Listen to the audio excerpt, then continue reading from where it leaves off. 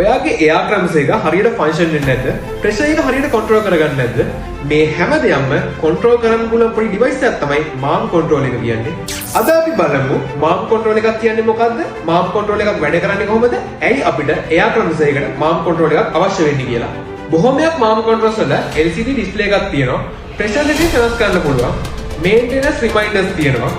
Alarm history බලන්න පුළුවන්. ඒ වගේම තමයි සමහර මොඩල්ස් වල RS-485 මොඩ්බස් කමියුනිකේෂන් තියෙන නිසා PLC සහ SCADA සිස්ටම්ස් වල ඩිරෙක්ට්ලි කනෙක්ට් කරන්නත් පුළුවන්.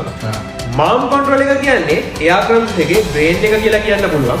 මාම් කන්ට්‍රෝල් එකක් යූස් කරලා මෝටර් එක ස්ටාර්ට් කරන්න, ස්ටොප් කරන්න, ටැංක් එකේ ප්‍රෙෂර් එක මොනිටර් කරගන්න, ටෙම්පරේචර් එක චෙක් කරගන්න, ෆෝර්ස් ඩිටෙක්ට් කරගන්න, ඒ වගේම තමයි එයාග්‍රම්ස් එක ස්මූත්ලි රන් වෙනවද කියලා චෙක් කරගන්න පුළුවන්. ඉතින් මාම් කන්ට්‍රෝල් එක කියන්නේ එයාග්‍රම්ස් එකේ ස්මාර්ට් කන්ට්‍රෝල් සිස්ටම් එක කියලා අපිට කියන්න පුළුවන්.